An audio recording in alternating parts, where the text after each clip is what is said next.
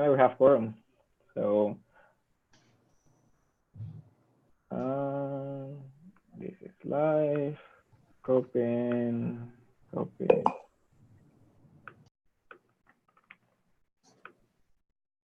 let me set the link also in Gita, just in case.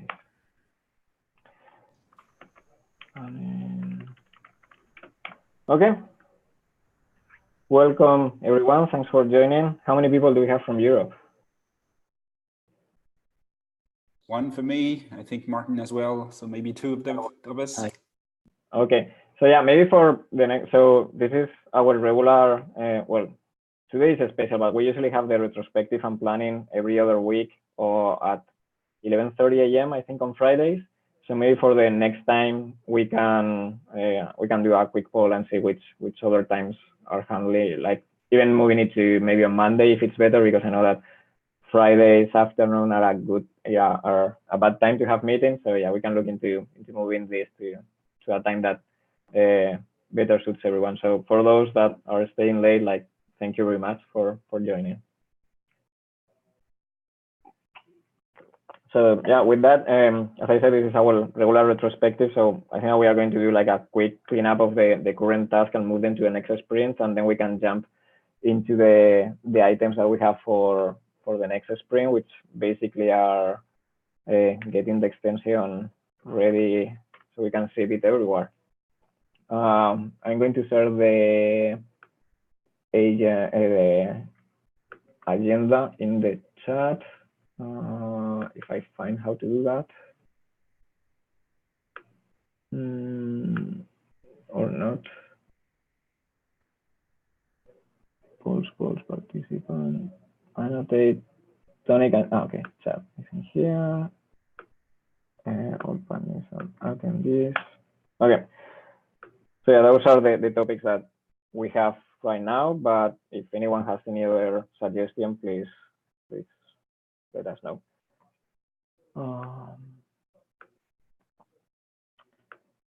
So this is the current sprint that we have. We were pretty ambitious, and I think that yeah, there are lots of things that we couldn't get done. We had a lot of randomization, lots of internal meetings and celebrations and things like that because we finally saved it. But I was basically planning on moving everything to the next sprint, and those were that will be basically the task that we need to accomplish. There are two categories of things that we are doing right now. One is getting the browser the extension browser infrastructure done as soon as possible, like implementing the new design that we have for the new Edge based in Chromium, and also enabling like switching things depending on other browsers that we might be running, especially for Firefox, like highlighting colors. We are showing code in the extension, and each browser has a different color palette, changing the themes, and then some tweaks in the UI. And the other big thing is that we are currently working on a connector based on Puppeteer that will allow users to send actions and do things like authentication on websites and things like that. And I would like to get that done sooner rather than later. So I think that those are going to be the main two things for us. One thing on the Puppeteer thing, on the Puppeteer connector, is that I've seen that there is a Firefox version. I haven't tried it, but if any of you has any experience with Puppeteer on Firefox and knows their status, it will be good to know how is it going. It's still being developed right now by a few people at Mozilla. Mm-hmm. I don't believe that all of the domains have been implemented. There's a subset that we're focusing on, and mm-hmm. we can point you to a README file that contains all of the information to install it and run a sample script, basically. Okay. Yeah, I don't think that we are using anything super complex. It's like basically we are subscribing to like the network request, error loading pages, and yeah, having access to the elements and things. So right now the name of the connector is Connector Chromium, but if it could run on Firefox, maybe we should rethink the name of the connector and maybe Connector Puppeteer to make it more agnostic. So so you're not using it for testing, but you're using Puppeteer or CDP directly? No, so we have the connector Chrome that is using CDP, but now we are migrating to Puppeteer because some of the things that we wanted to add were too complex for us to implement in CDP, and Puppeteer already allow us. So yeah, we are migrating and creating a new one, especially now that it runs on Chromium. It's like having something more agnostic that allow us to connect to any Chromium-based browser. But then I saw that there was this Firefox Puppeteer, so maybe it should be just connector Puppeteer too. So yeah, the state of it, because Chromium, another small announcement doing I/O, but overall it's very experimental. What the Chrome team has a separate approach from what we're now aiming for. So there's like a drop-in solution that they're using, but it's not CDP based. So we're adding enough CDP to make Puppeteer work currently to Firefox, and that's a long pull now. So that will be like maybe like end of H1 we have something people can try out. That's our goal. But it would be good to know which methods you need. So having a list of APIs that you would be things. It sounds like you're in the process. So like while you kind of review how you migrate, knowing which, like similar to how you listed the CDP methods in the past that probably needed from Edge. So having that Puppeteer list that can help us inform the MVP. So by end of H1, we might be at a point where we can run the same against Firefox. Okay, so yeah, that sounds great. I'll take an action on it's like document methods. So maybe knowing that you are going to have something by H1, which is going to be relatively soon, maybe we can rename the connector Chromium to be like connector Puppeteer and make it like kind of platform agnostic. Perfect. Okay. Yeah, there we go. Rename connector Chromium to Okay. Tony, do you have any concerns in moving? I mean, we can do a quick review of the issues that we have right now to see if there is anyone that shouldn't move to the next sprint, and then we can jump into the items so that we have in the agenda. Yeah, I don't think we need to spend too much time here. So that sounds good. Okay, so create infrastructure, I think, okay, let's start select issues. This one should move again, this one too. Create highlight colors of targeted browsers, apply red colors based on current browser theme, create infra to align US colors. This bug will be nice to fix also. This is the Chromium connector, select the H1, add support for user actions, support for shortcuts, connector Chromium documentation, deprecate the old one, configurations, authentication of CLI, constant configuration for connectors. Yeah, this is the one that like having a store accounts for the publishing everything. Yeah. Yeah, we can probably move it. Yeah, so those are the ones that sort of move to set milestone. This one, apply changes. And hopefully this get oops. I'm done. Okay. Very good. Okay, and then there is something else that WhatsApp is doing is for the online service. We are migrating to be serverless. So maybe we should do a quick. Any concerns on moving this task to the next sprint, WhatsApp?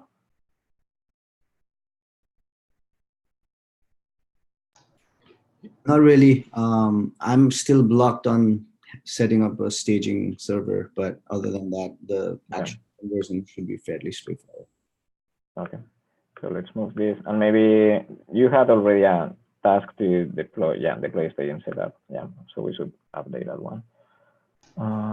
Yeah, just for the benefit of everyone else following along, it's kind of a dual purpose migration. It's both to switch to a serverless architecture and introduce more pieces that are cloud agnostic, so that we should be able to run our architecture on multiple cloud providers. This one I have to move it. Milestone. Okay, and I think that they gonna use dependency. I expect we'll be closing that one out soon as we get to review it. It's done. So yeah, what we did here is we had a few places with some of our hints that we're looking for feature support. and they used the Can I Use API NPM package. What we did this sprint is we took the foundation we had been building on the MDN data, built a new utility around that we could consume from all of our hints, and migrated our remaining hints over to grab the feature support from the browser compat data repo, so that we're exclusively using that for our compat data now instead of Can I Use. Which, by the way, allow us to save quite a few bytes. Yes, also reduces the bundle size for our extension. Which is one of the topics for the agenda, I think. Okay, so moving tasks. Yeah, we haven't accomplished a lot in this sprint. Do you want to, so I think that we should move to the browser extension conversation now. Maybe, Tony, do you want to show the extension running? Sure. So yeah, we started on this sprint with, let me see if I can find the right button to share my screen here, the UI. I'll stop sharing mine. There we go, that helps. Okay. And there we go. Cool, is that showing up for you? Great. Yeah, so we start on this sprint. I'm showing some of David's work here. David's not here at the moment.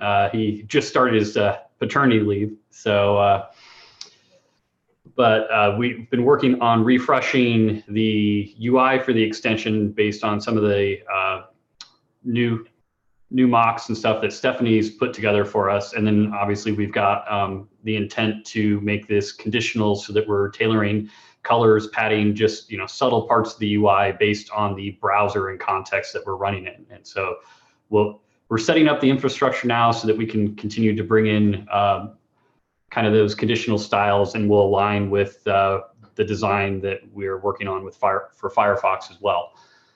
But yeah, I'm going to pick on us rather than pick on some other website at the moment, but you can see we've still got largely the same overall flow for any of you that may have seen the earlier version of the extension, where we have users selecting the categories, what target browsers, which this is tied into the browsers list library. So by default, we're just picking up their defaults, but someone can come in and configure to select specific browsers if they want to. And then options for ignoring resources, like specifically things that may have come from another origin, like your analytics library, that you don't necessarily want to receive feedback on. I'm going to leave everything on the defaults right now, and we'll just kick off a quick analysis here. So doesn't take too long on this site, and then we get to the results page. So we show this in kind of a collapsed view at first so that you can get a high-level overview, and then you can drill down on any given particular category. I think I'll pick on the content type header at the moment. Now, since I didn't deselect third-party resources, we can see here both these actually came from, one from the analytics library, one from one of our CDNs, where we don't necessarily have control. So I'd probably go back and change that configuration if I wanted to drill down on this hint a little bit more. And so we're linking both to, kind of a snippet that represents the source code where this may have come from, link to the files. As we get to more specific things, like I'll pick on HTML here. We might have line and character positions where the element came from. Now this piece, we're still a little bit in transition here, so this floating button out here is not where it's intended to be, but this does allow us to link over to the, apparently I did not refresh this with my latest build. That's supposed to link us over to the Elements tab to actually see that, and I was editing that just a little bit earlier today. But yeah, and so that's kind of the overall flow.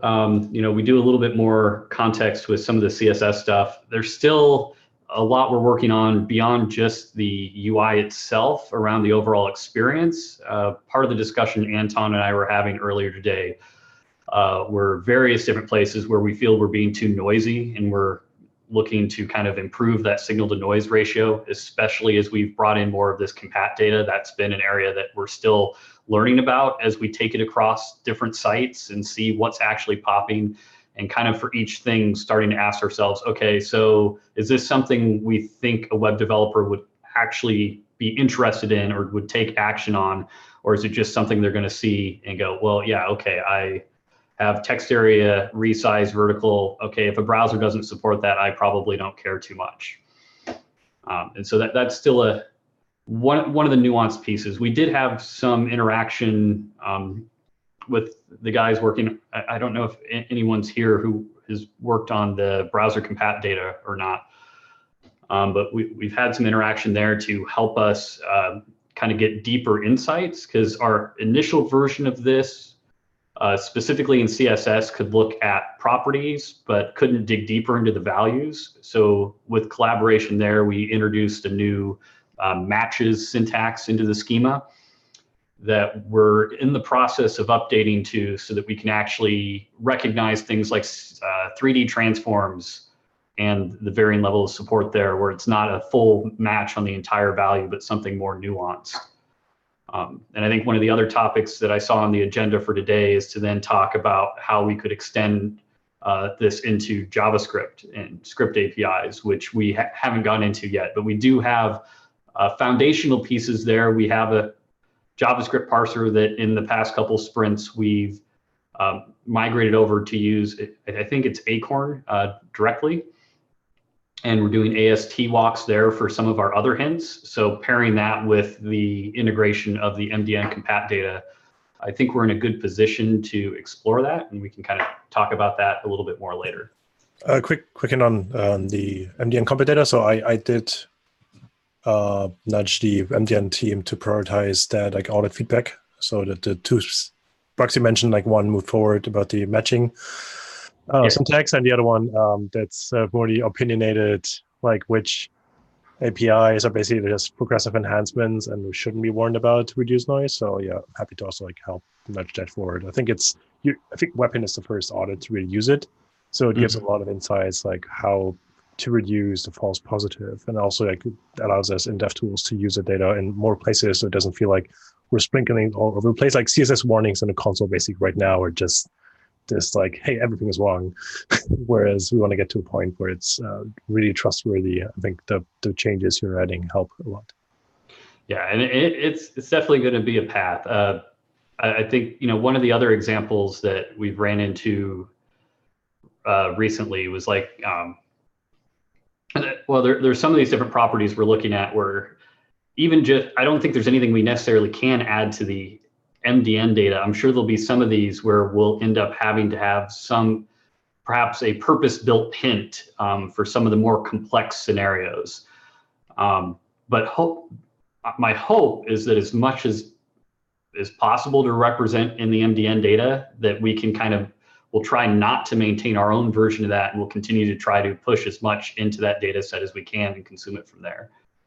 Yeah, to add a topic for later, there's also like something we talked with Anton and others at the last Chrome Dev Summit, I think, to have our side of the web compat team to also add rules, because they see different patterns in the wild breaking, and while we're trying to fix them in the platform, it just takes time to like not break the web while we ship out those changes. It's a good like first stopgap to like detect those things that are probably not like purely compat based or interop based, where it's just like, oh, you use this property, but more complex, like you use a flex layout on a button element, and that might have side effects. Right. Yeah, and I mean, even kind of extending beyond that too, like we've been introducing kind of a whole new category of pitfalls. I don't remember if we've talked about before, where we've kind of been bringing in a few things that they behave the same way across all browsers, but it's not what developers usually expect. It's another category we've kind of come across. It's not being flagged here, but button type is one where a lot of web developers don't realize the default type submit if they don't specify it. And that leads to, you can find a bunch of fun Stack Overflow and web posts about people being really confused.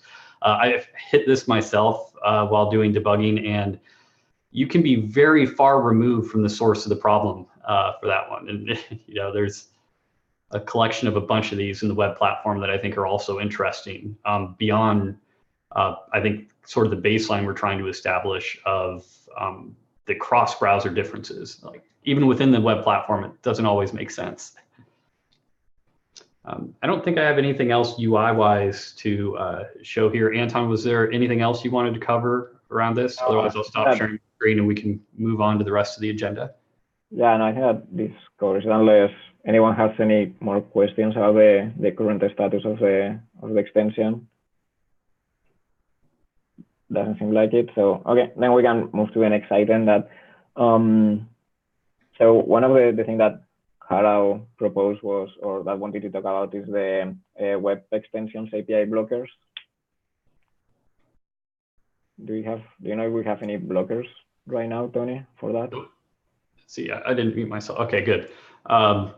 No, we don't have anything else that's fully blocking there. We do have some enhancements for kind of better integration. We've talked about some of these before, where when we do link off to different places, like the elements panel or the sources section of the debugging panel, linking to sources right now is only got the granularity, I think, in even Chromium of the line number, where a lot of times we're running against code that's minified, and so we can't really get you to the right spot without also being able to provide a column number. And I don't think that API is supported at all yet, unless that's changed recently in Firefox. No, it's not supported as of now. There's a Go ahead. filed Hansa and I updated the bug that's on file to add the API, but we haven't picked it up. So that's something we can look at. Because the hope is that you developers can use this as a starting point, and then we get them off into other parts of the tools where they can get more context and understanding what's going on. And so similarly, we'd like to be able to, since we do a lot of reports around HTTP headers, to be able to link them off to the network tab as well, so they can better understand the context of a request. Yeah, I think can you do the network handle linking? Can you do that in Chrome currently? No, that's something we can't do anywhere right now. So that's something Hansa especially he knows the network panel inside and out. So that's something we can probably write pretty quickly. The other one with Chrome, we have to be more conservative, because we have to make it work with Chrome and our side, while we don't have the same panel infrastructure, because they're just basically opening everything in the sources panel, and we have a style editor and a debugger. So we cannot open all the things in the same place. So let's update those bugs, and especially as it makes the tool much more actionable, that you can actually click on a file. Yeah, and I mean, kind of looking down the line, we have the extension that we've written for VS Code as well, and one of the ideas we've thrown around is maybe we can get to the point where if you're running both, you're doing local development, we can actually link you over to your editor for source code, which would be fantastic. But we're not there yet. Yeah, this is kind of the dream of opening things from DevTools and VS Code, right? Yes. So I think that's all I have for kind of things we've ran into where we can't really do what we'd like to with Web Extensions API right now. The other small note actually that did come up is just from a sort of resources usage perspective, we did switch to be an event page for our extension, so that our background script isn't consuming memory for most of the time when you're not actually using the extension. That's something that's not yet supported in Firefox. It doesn't hurt us from being able to do any analysis, so it's not blocking, but we could potentially use lower resource overhead if we had that feature. Okay. Okay, I'll update the issue on GitHub with the notes that I have with action items for each one. So you will be on point of updating the bugs that we talked about, like linking to elements panel and network panel and such. Yeah, I'll try to find the bugs, and okay, yeah, Hans and I will take them. Put the looks. Okay, then I think that the next thing that we have is is there any requirements that you have from your side to publish this extension in terms of footprint, accessibility, internationalization, something that, I don't know, in general, that we should be aware of? The main thing we talked about so far was just the design feeling integrated, which can be a bar that we can move accordingly. So the icon monochrome and like fitting with the other icons was one topic. And yeah, Victoria has been doing an awesome job. Yeah. So yeah. So that was I think that's we have all the like the discussion points we need, and I think it's mostly between Victoria and Stephanie to figure out the details, what we can do and what we're happy with. So apart from that, I am not aware of any specific in DevTools itself. We try to be as accessible as possible, and we're improving, but it's not something we have really tracked with any criteria so far. So I wouldn't like bar the experimentation with it right now. We would just want to prove out that developers find this useful, and first step would be just maybe submitting it to AMO so it gets reviewed and approved, and then from there on we can get this installed, like prompt some users to install it and provide feedback. Yeah, we are still going to take care of some parts of accessibility like color contrast and keyboard navigation and things like that. That's great. Can test at the moment like the narrator, but yes, I think that accessibility is something that we want to value. I mean, we've tried to be as semantic as possible so far, so we shouldn't find any big accessibility issues. Probably something like more ARIA, polite notifications and type of thing that we can improve. But I think that the major things should be already like be fixed so far. That's pretty cool. Which threaded are you using for that? Yeah. Sorry, can you repeat? Which threaded are you using? It's something in DevTools we struggle as well, like a complex UI like DevTools, getting it really accessible. Yeah, so right now I think that it's accessibility insights is something that Microsoft published recently, which is based on Axe at the same time, and then they have some manual edits. And then I think that Tony, you did some work to be capable of seeing the panels directly into a browser, so we can do some other testing from there. Yeah, okay. Yeah, part of setting up our test infrastructure there was, shimming out enough of the extension API surface that we can run it as a normal web page just to do some UI tests. Yeah, that's cool. It's definitely something we can also write. It's really good, great value that we can bring to users. That this comes with the values it tries to communicate baked in. So that's great. Right, that's accessible and usable. Yeah, something from a requirements perspective, I think that's about it. There's footprint wise, extensions are not like bound to like the web. It's installed once, they're zipped, so they have usually it's not something we were looking for. Yeah, just for context, what we're sitting at right now after recent updates. We've done a few different things to try to strip out and keep just the pieces we're using. So for example, we're only packaging the bits of the MDN data for CSS in HTML right now. And we've added some logic to strip out things that are like implemented in every browser so that it wouldn't actually result in interesting feedback. So that it'll grow a bit as we add the JavaScript DOM APIs to it. But at the moment, we're sitting a little under 650 kilobytes, which it's the data plus parsers for HTML, CSS, JavaScript. There's a lot of different pieces to bring together to have everything we need in the bundle. So. Okay, so it looks like design is the only requirement. So maybe you can spend a bit more time in it right now. And maybe Victoria, do you want to give us an update? Any concerns?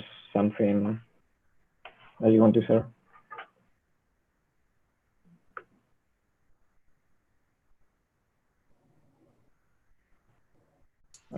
I don't think we can hear you. Yep. No, you are. No, but you can't. You unmuted, but your mic is probably not connected. Yeah, can't hear you.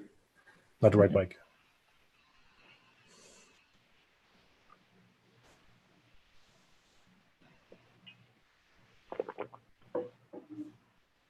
We're also switching to Zoom soon within Mozilla, so that's a good exercise for us to get used to this cutting edge technology of video calls. Yeah, we just switched at least for webhint this week. So yeah, it's also a good exercise. Okay, yeah, no, still can't hear you, Victoria. You're correctly unmuted. I think it's just the wrong source or something. Yeah. I know it's always fun getting these set up the first time. Mm-hmm.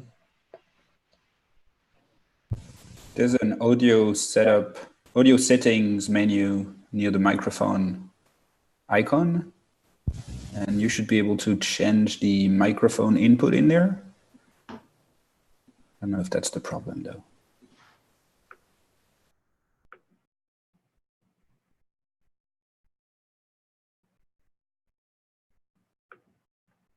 All fails, switching off and on again.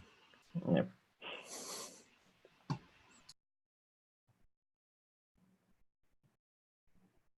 Okay, well, if not, we can continue while. I would say, did we have anything else on the agenda? And then we can. Yeah, so there is the We can come back. Compass, collecting input for trying out the extensions with Firefox users and the go-to-market for webhint in general. Yeah. So we can pick up whichever of those you want. So maybe the input for trying out the extensions with Firefox users, as we are having to do that the same with Edge. Yeah.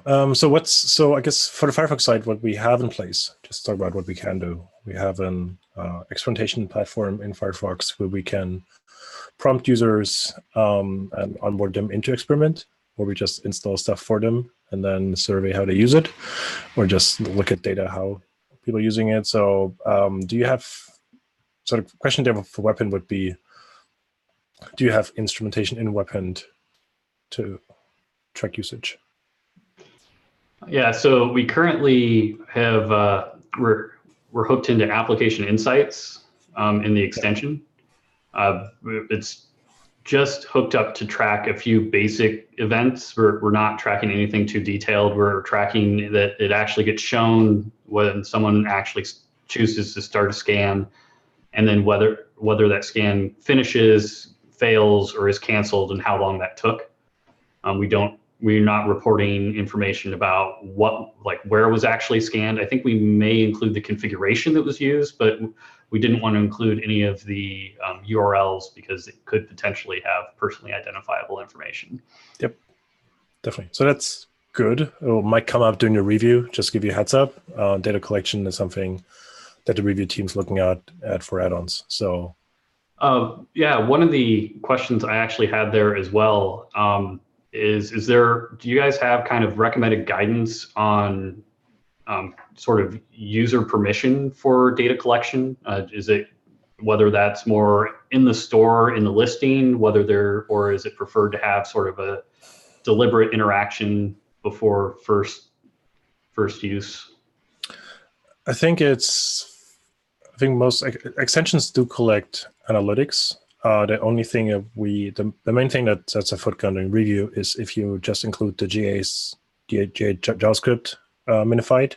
So the way to use GA, for example, is using the RESTful API that they have. So you call directly to the server. So you're not including some JavaScript that you didn't write that kind of sends back data. So that's the main thing on the review, the dependencies and scripts that are being included.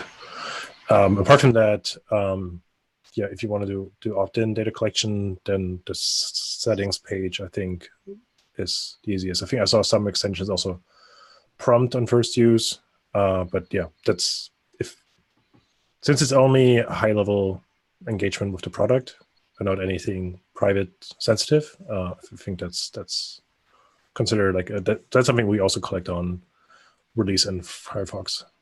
Okay. Yeah. So just to clarify the point you made about Google Analytics there, would the concern be with using a library at all, or using one that actually gets where part of the script gets loaded hot? Because we're not bringing in any script dynamically. But we do have a small well, not even that small. There is a piece of JS bundle that comes through from application insights that we've bundled in with our bundle to actually make the REST calls. Because I don't think it is documented what the REST calls would be in that case. It might come up as a concern. Okay. If you include library, I'll link in the issue, I guess. I'll link to the. Say if there's a more well-worn path around Google Analytics, I think that's something we can consider. We're not locked into using a particular provider. That's just where we're at the moment. Yeah. I'll link the docs around that, which might clarify. Okay. Yeah, so happy to, if the docs don't clarify, happy to also have a thread with the add-on teams so you can clarify up front and you're not surprised. Sounds good. So that's an issue. Okay, I see that Victoria has joined. Is your microphone working? No. Doesn't seem like it. We're going to have to make her type. Design review and type. Yeah, so at least what you said in the issue, it looks great.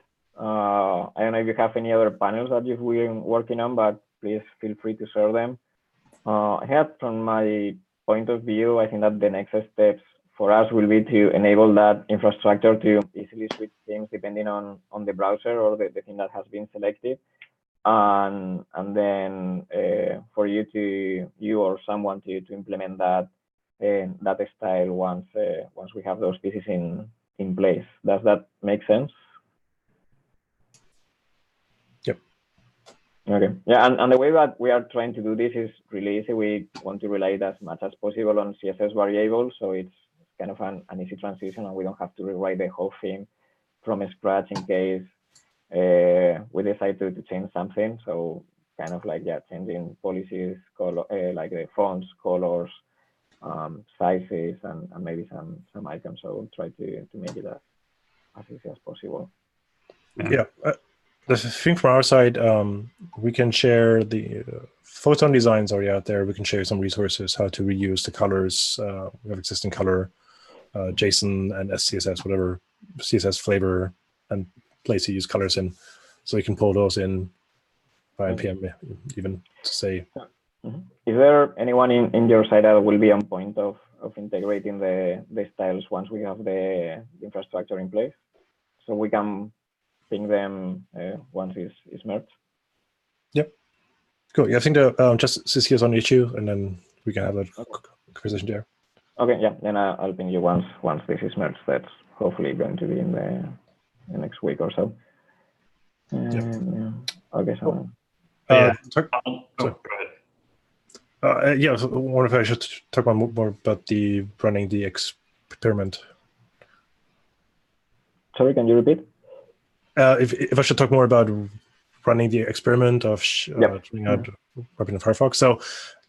So we can use data collection as one thing that we want to make a decision on, like just do people that we install the extension to actually use it, but then also run surveys before and after to get some segmentation of how people are using WebCompit in their daily life, like doing cross-browser testing and other aspects of Webhint, like accessibility and pitfalls, and then afterwards, even only afterwards or before and after, survey them on how it helped them. So what would be interesting to plan on that if you have existing, I don't know, you have existing research talking to users about Webhint, and if there's any existing like questionnaires or frameworks that you have used. Okay, so no, so far we haven't used. We are looking into those. Paul, it's in the meeting, and Brendan will be helping us on defining those type of questions that we would like to get answered. But if you have any idea, or if you've run experiments with other type of extensions, we can probably build on top of that. Yeah, I have designed surveys before. We have people on Amazon that can help me design them properly. But yeah, it's mostly like if you have existing like things, how you walk people through, just kind of to not the hardest part necessarily to match the right mindset that people have, the right wording, and phrase it how people understand it. And yeah, because they usually don't say web compit, but all kind of other things to describe the issues they have. So, but yeah, I can take a shot at it, then we can have more planning around that. Okay, taking notes here. Okay, I don't know if Paul or Brendan, do you want to add anything on for the surveys with the things that you've been doing in the other areas of the DevTools? Cool. So, sorry, I'm in a noisy cafeteria, so I don't want to talk too much, but I just left a comment in the chat to say, happy to partner on this. Luke and Paul too, and we'll go from there. Yep, great. Okay, perfect. And that then final item is the JS Compat one that we have in the agenda.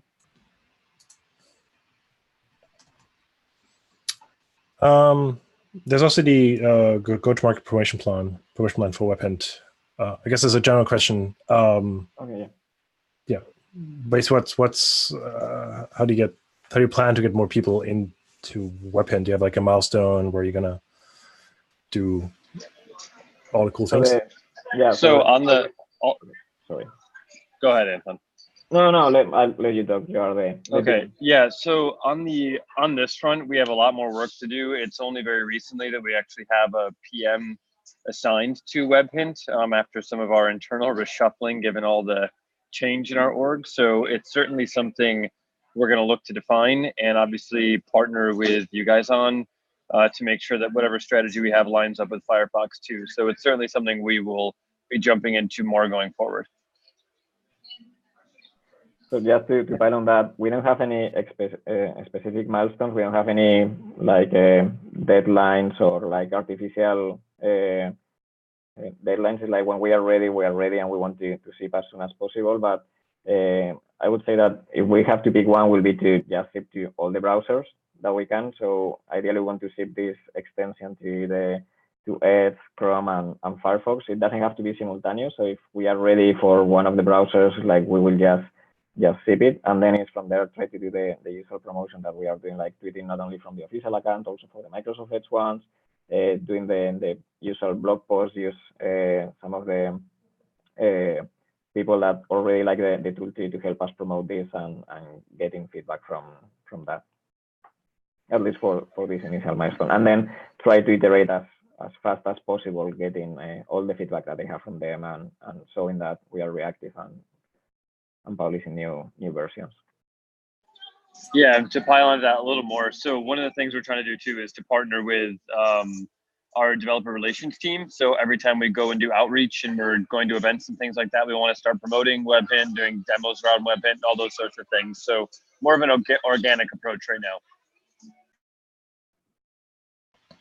Okay. If Stefanis is part of the DevRel team as well, or on top of the design. I don't know if you want to say something else on top of that. You're mute. No, I don't have a whole lot to add to that. So.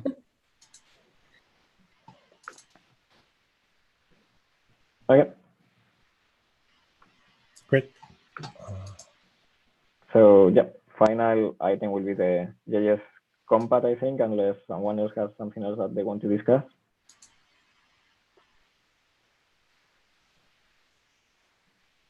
Nope. Okay. So who wants to drive the JS Compat part?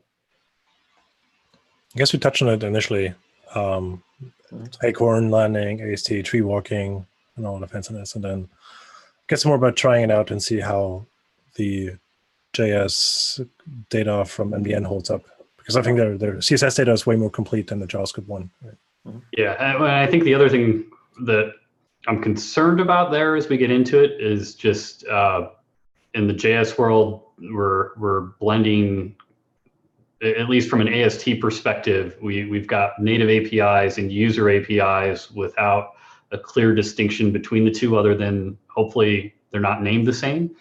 And so that's another piece that I think we'll get into as we're going down this route is certain categories of APIs are probably going to be fairly safe. Other ones we may have to start thinking about weeding out simply because the names are too simple and too likely to clash with user code. Yeah, it's also the challenge of usage injection, like things like basic executing all the APIs just to test them. So it's, I think it's an interesting exploration. I don't expect too much from it. I have to see like how much what can we actually get out of it.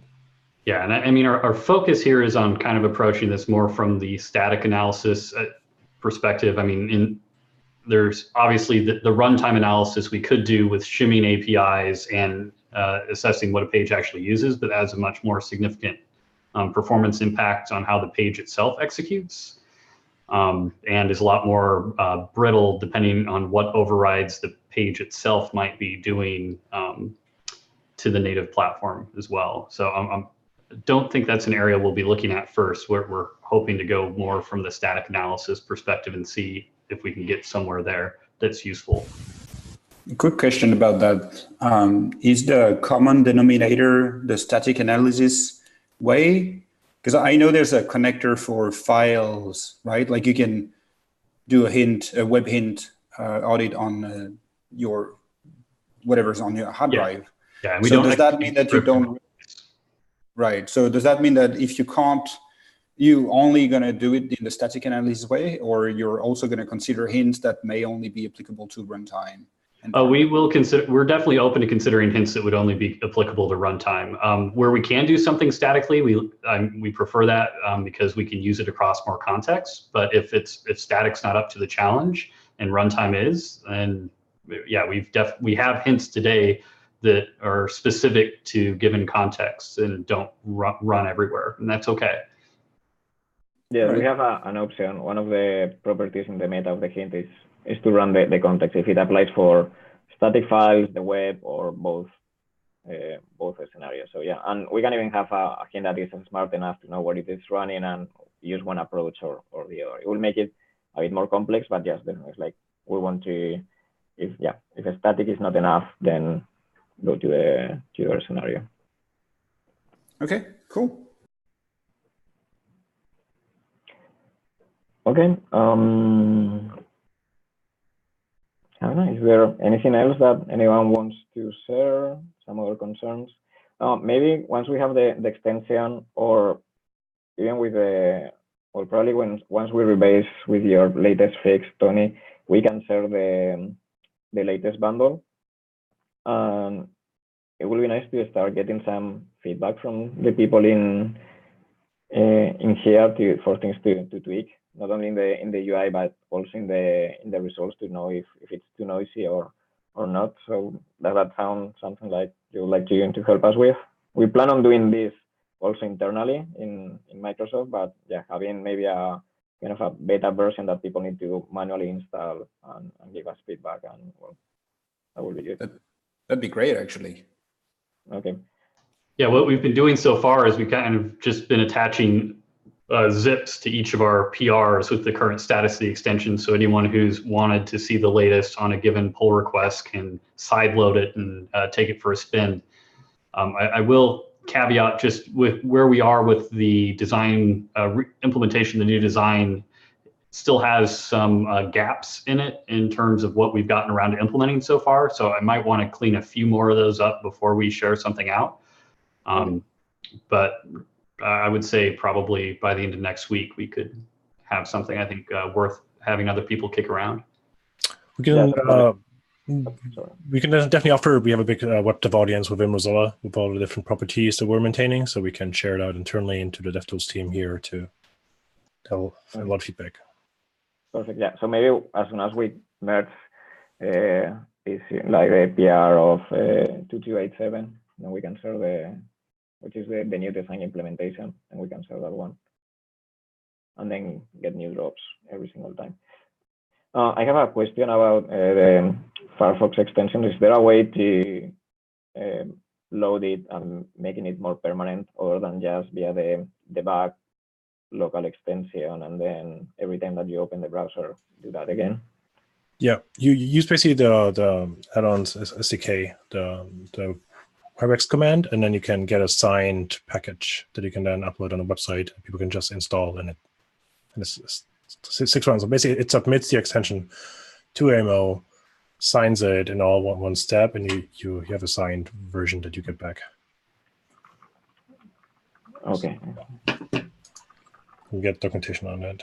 Okay. Yeah, I'm taking notes, and yeah, you have quite a few things to help us with. Yeah. Okay. That's awesome. Yeah, because the current approach was a bit cumbersome for us in Firefox, so that's great. I'll put in the signing.